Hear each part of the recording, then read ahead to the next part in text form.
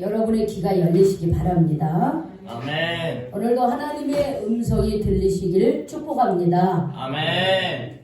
예, 오늘은 1월의 마지막 주일입니다. 그러나 교회력으로 우리는 지금 주연절을 지키고 있습니다.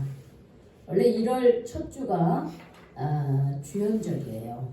주연절 1주인데 주연절이라고 하는 말이 무슨 말이냐 하면은 우리가 12월 25일이 무슨 절이에요? 네, 성탄절이라 그랬죠. 하나님 예수님이 탄생하셨다. 그래서 성탄절을 지킵니다. 그래서 우리가 성탄절은 아주 우리가 막 준비도 많이 하고 아주 성탄절을 막 대대적으로 우리가 지킵니다. 근데 성탄절 이후에 예수님이 이제 요한으로부터 세례를 받으시고 이제 공생애를 시작하셔요. 즉 하나님 나라 일을 시작하게 됩니다. 그때가 몇 살이냐면 예수님이 30살이에요. 그래서 성경은 예수님이 성탄절에 대해서는 다 기록을 합니다. 그런데 예수님이 30살이 되기 바로 되고 나서 세례 요한으로부터 세례를 받으시는 것부터 복음서를 시작을 하고 있습니다. 그래서 성경에는 예수님의 어린 시절이 거의 기록이 되어 있지 않아요. 근데 유일하게 우리가 읽은 이 누가복음에는 예수님의 어린 시절이 기록이 되어 있습니다. 그것도 오늘 본문을 중심으로 해서 이 누가복음 2장 40절에서 52절 딱 10절 10절에 한해서 누가는 예수님의 어린 시절을 기록하고 있습니다. 우리가 읽은 이 41절에서 위에 보면 40절에 보면 아기가 자라며 강하여지고 지혜가 충만하 하나님의 은혜가 그에게 있더라 이렇게 기록을 하고 요게 몇 살이면 1살이에요. 1살 태어나서 그리고 나서 오늘 41절 그의 부모가 해마다 6월절이다면 예루살렘으로 갔더니 그 예수께서 몇 살이라 그랬어요? 12살이에요. 그러니까 예수님이 성탄하시고 태어나시고 그리고 12살의 기록이 유일하게 바로 오늘 누가복음 이 2장 말씀에 기록되어 있습니다. 왜 마태, 마가, 요한복음에는 기록되지 않았던 이 말씀이 어떻게 이 누가는 이것을 기록할 수 있었을까요? 바로 어머니 마리아를 통해서 의사 누가는 마리아를 통해서 들은 거예요. 사실은 누가 자체가 그냥 쓴 게 아니라 예수님의 어머니 육신의 어머니 성모 마리아를 통해서 예수님의 어린 시절을 이거 들었던 거예요. 그래서 이것을 기록으로 남겨두었습니다. 그런데 왜 이 기록이 중요하냐면요. 지금도 이단이 많이 성행하고 있습니다. 하나님의 교회, 신천지 뭐 이런 것들, 통일교 뭐 이런 게 많이 있어요. 그런데 예수님 당시에도 이단이 많이 있었습니다. 이단은 항상 이단이라고 하는 것이 이제 거짓된 진리라고 이렇게 말하는 건데 예전이나 지금이나 항상 참된 진리 옆에는 항상 거짓된 진리가 있기 마련 모조품이 있습니다. 그럼 어떤 이단이 있었느냐면 예수님은 하나님의 아들로서 신성한 분이시라는 거예요. 그래서 이 땅에 육신의 모습으로 나오지 않았다 이거예요. 육신적인 예수, 인성, 사람의 모습을 입은 예수님에 대해서 인정을 안 해요. 그리고 신성을 가진 예수님만 섬기는 거예요. 그러면서 이 땅에 오신 예수님의 모습을 부인하고 이런 이단이 있었어요. 그런데 오늘 본문의 말씀을 통해서 예수님은 하나님의 아들이시고 신성을 가지고 있으신 분이지만 예수님 우리와 똑같은 육신의 옷을 입고 이 땅에 오신 참 인간이시면서 참 하나님이라고 하는 것을 분명히 성경이 기록하고 있다라고 하는 거예요. 또한 우리는 예수님이 세례 요한으로부터 세례를 받으신 그 나이가 30살이었습니다. 이렇게 설교를 하고 하나님의 말씀을 가르칠 수 있는 나이가 이스라엘 사람들은 만 30살이 돼야만 되는 거예요. 그 이전에는 자격이 주어지지 않았어요. 그래서 예수님이 요한으로부터 세례를 받았던 것은 30살이었습니다. 그리고 그때부터 공적인 하나님 나라 운동을 하기 시작했어요. 그런데 바로 그 공적인 하나님 나라 운동을 하기 전에 바로 12살의 예수님 소년 예수의 모습을 우리는 잠깐 우리가 말씀을 나누고자 합니다. 자, 예수님의 어린 시절의 모습은 우리가 이 말씀을 통해서 우리는 볼 수가 있습니다. 먼저 그의 부모가 해마다 유월절이 되면 예루살렘으로 가서 유월절을 지킨 거예요.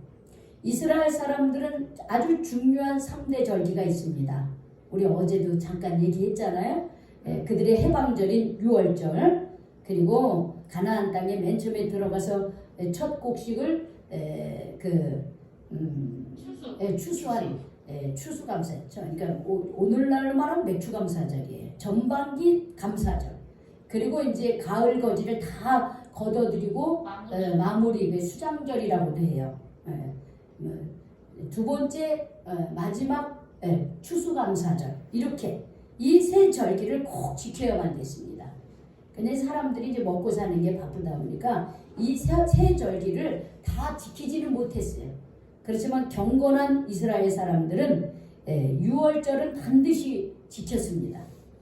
보통은 남자들만 갔지만 1세기 초기에는 율법학자들이 여자들도 이제 같이 참여를 해도 된다.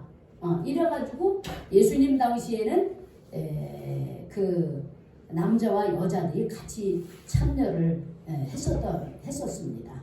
그래서 예수님의 부모인 요셉과 마리아도 6월절이 되면 해마다 예루살렘에 가서 6월절을 지켰다는 것으로 봤을 때 우리 마리아와 요셉의 신앙은 굉장히 믿음이 돈독했다고 하는 것을 알 수가 있습니다.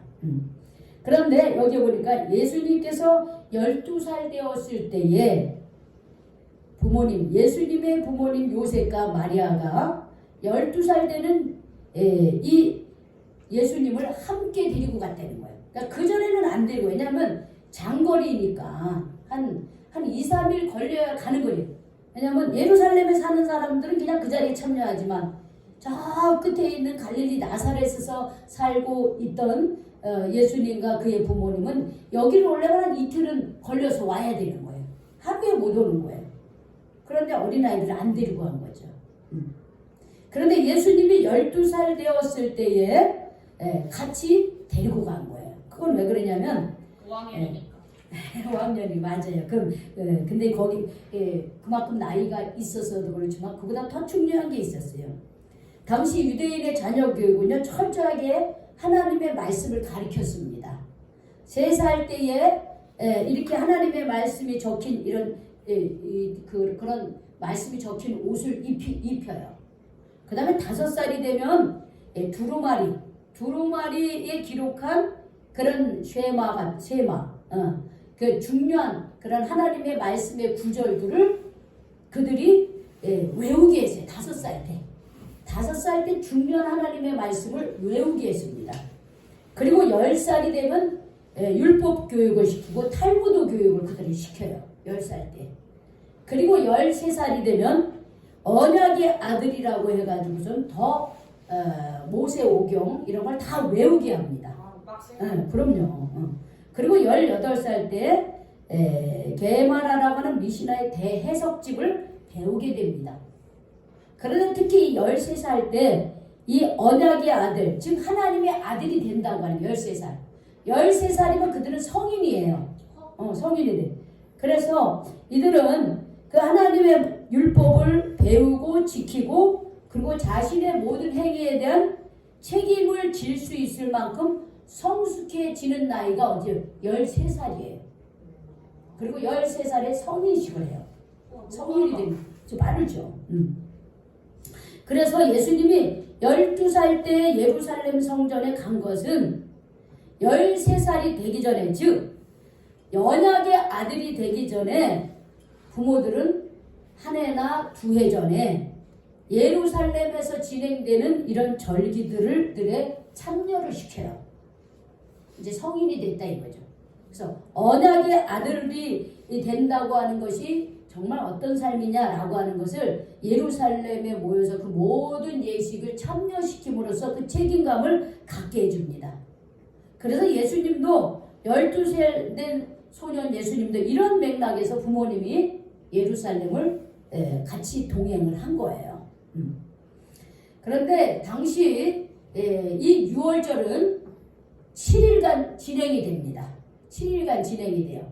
근데 어떤 사람들은 7일을 다 지키는 사람도 있고 어떤 사람은 중간에 이틀이나 3일 지내고 돌아가요. 그러니까 예수님의 부모님도 거기서 한 2, 3일 정도 머물러 있었던 것 같아요. 그리고 그들이 이제 돌아갑니다. 근데 돌아갈 때 여기 성경에 보니까 동행 중에 있는 줄로 생각하고 하룻길을 간 후 친족과 아는 자 중에 찾았다 그래 예수님을. 그런데 어떻게 됐어요? 만나지 못했어요. 왜 그러냐면 이게 보통 한꺼번에 우르르 가는데 이게 우르르 가는데 가는 속도가 어때요? 같습니까? 달라요. 남자 성인이 걷는 걸음하고 여자들이 걷는 걸음하고 예수님처럼 그런 어린 나이에 걷는 사람들하고 달라요. 그러니까 이게 동네 사람들이 무리지어서 가는 거예요. 그래서 성인 남자들 무리가 가고 가는 거는 비슷한데 먼저 가고 그 다음에 이제 그 여자들과 이렇게 어린 소년들이 보폭이 비슷하니까 그렇게 이제 가요. 그렇게 두 무리가 지어서 이렇게 가게 되는 겁니다. 그러니까 이제 그 모든 예식을 마치고 돌아올 때도 또 이제 그렇게 돌아오는 거죠. 그런데 이제 하루 만에 못 돌아오지 못하니까 저녁이 되면 어디 지역에서 만나는데 이렇게 보니까는 누가 없어요? 소년 예수님이 안 계신 거예요. 아버지는 어머니 따라서 오겠거니 하고 어머니는 예수님이 아버지 따라 오겠거니 이렇게 생각을 하고 왔는데 와서 보니까 어떻게 해요? 없어. 없는 거야. 예수님이 안 계신 거예요. 안 계신 거예요.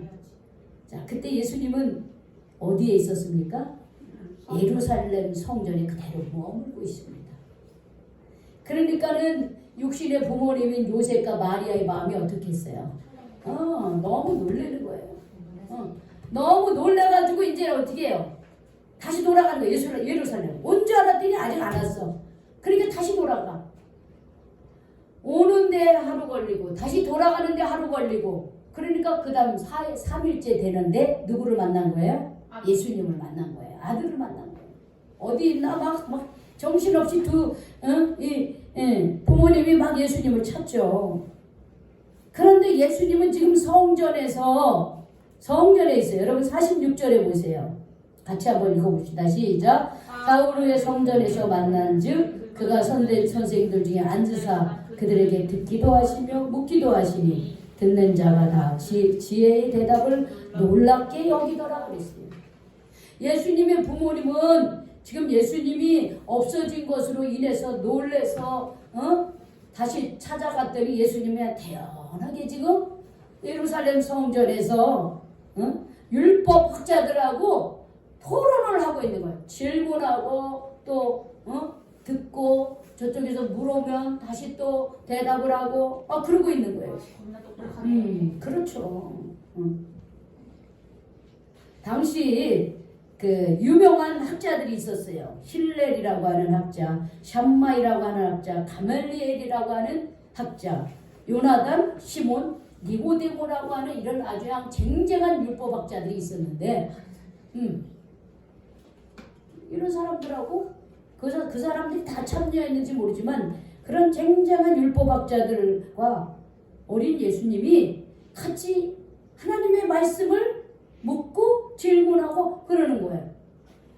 그런데 사람들이 보니까는 듣는 자가 다 그 지혜와 대답을 어떻게 여겼다 그랬어요? 놀랍게 여겼다는 거예요. 여러분 이 놀랍게 여기다라고 하는 게 그 원문에 보면은 이 에크시 스템이라고 하는 말인데 막 기절할 정도라는 거야. 기절할 정도로 그 듣는 사람들이 막 깜짝 놀랄 정도로 예수님의 대답이 어떻게 해요? 기가 막힌 거예요. 자, 12살이면 지금 한참 뭐 해야 될 나이입니까? 공부도 해야 되지만 자 보세요. 저 나사렛 촌동네에서 지금 어디 왔습니까? 부모님 따라가지고 예루살렘 왔어요. 큰 거대한 성전에 오고 큰 도시에 오고 저 시골뜨기가 와서 뭐 친구들하고 막 사방을 돌아다니고 구경하고 막 이럴 나이잖아요. 그런데 예수님 지금 어디에 계십니까? 성전에 계시다. 예수님 성전에 계셨다는 거예요. 거기서 하나님의 말씀을 토론하고 질문하고 사람들이 막 그 어린 소년의 그 질문에 답변에 막 깜짝 놀라요. 막 기절할 정도로 좀 놀라고 지금 그러고 있는 거예요. 그런데 거기에 있는 예수님을 찾은 거예요. 마리아와 요셉이 두 개 놀랬어. 두 번 놀랬어. 어디 한 번은 아들이 없어져서 놀랬고 놀래서 가서 보니까 지금 아들이 지금 뭐 하고 있어요? 율법학자들하고 아주 기가 막힌 토론을 하고 있는 거예요. 두 번 놀란 거예요. 예수님 어머니가 이렇게 얘기합니다. 어찌하여 우리를 이렇게 놀래키느냐 이렇게 얘기하는 거예요. 내가 지금 봐라 내 아버지와 우리가 얼마나 너 때문에 근심하며 이렇게 찾아 헤맸는지 아냐 하면서 나무래시는 거죠. 우리 똑같은 부모 자식 간의 일이 지금 일어나고 있는 거예요. 그죠? 근데 예수님이 이런 말씀을 합니다. 기가 막혀요. 49절 우리가 같이 한번 읽어볼까요? 시작. 예수께서 이르시되 어찌하여 나를 찾으셨나이까? 내가 내 아버지 집에 있어야 될 줄을 알지 못하셨나이까? 그런 거예요. 이 12살 된 이 소년 예수님이 엄마가 너 때문에 지금 우리가 얼마나 놀랐는지 아냐 하면서 막 야단을 치는 거예요. 그런데 이 소년 예수님이 어찌하여 나를 찾으셨습니까? 내가 내 아버지 집에 있어야 될 줄을 알지 못하셨습니까? 이런 답을 어머니에게 드리는 거예요. 그러니까 이 부모가 멍한 거지. 이게 얘가 지금 무슨 얘기하는 거야? 그런데 12살 된 예수님은 자기와 하나님의 관계가 어떤 관계라고 하는 것을 알고 있는 거예요. 하나님이 곧 뭐라고 하는 거예요?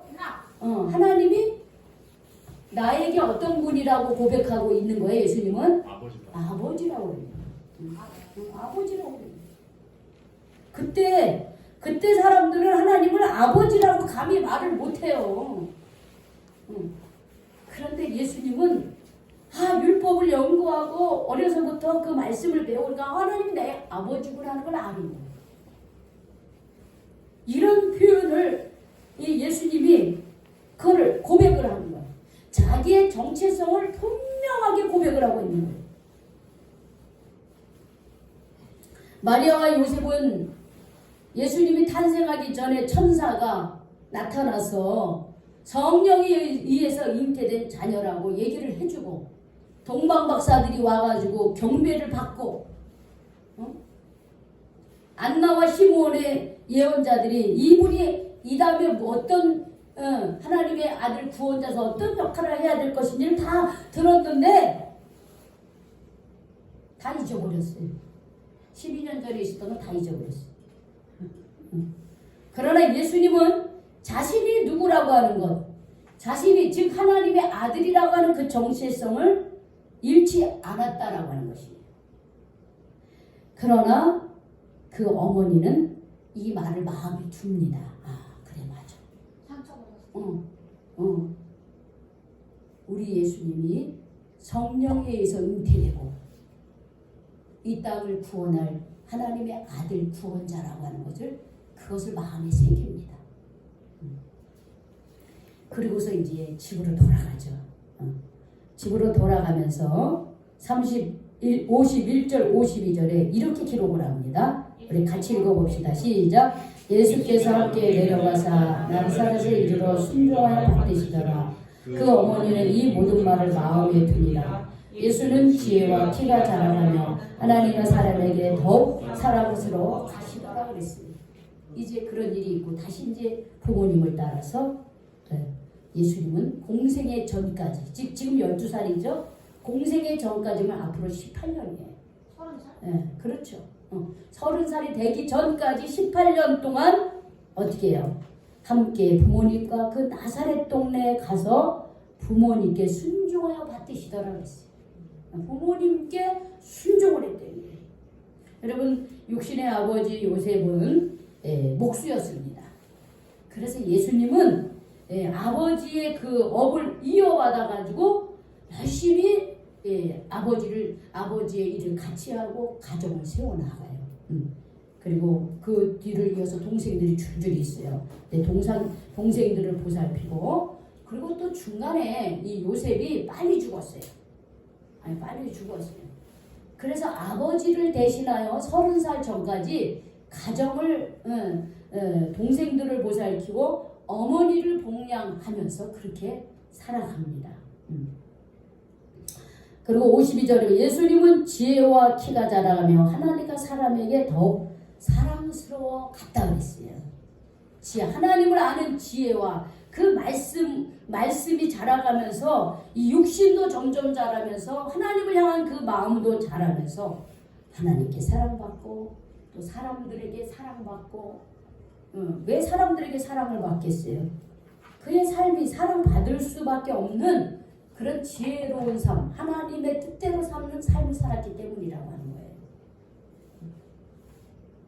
그러면서 예수님의 12살 시절이 이렇게 기록이 되어 있습니다. 오늘 말씀에서 우리가 마음에 새겨야 될 귀한 말씀 3가지가 있는데 그것은 첫 번째는 예수님은 하나님의 아들로 이 땅에 오셨다고 하는 것이에요. 우리와 같이 육신의 옷을 입고 오셨습니다. 그래서 우리의 연약한 점, 우리의 부족한 점을 예수님은 너무나 잘 알고 계세요. 그냥 신적 존재로 그냥 스르르 내려왔다 스르르 올라간 게 아니에요. 우리가 똑같은 육신의 옷을 입고 가정에서 성장했다라고 하는 것이에요. 근데 그 가정이 어떤 가정이에요? 믿음의 가정이었다는 믿음의 가정. 믿음의 가정에서 성장을 했다는 거예요. 그래서 예수님은 이 가정의 소중함을 알 뿐더러 우리 인간의 그 육신의 연약함도 너무나 잘 알고 계시다라고 하는 것이에요.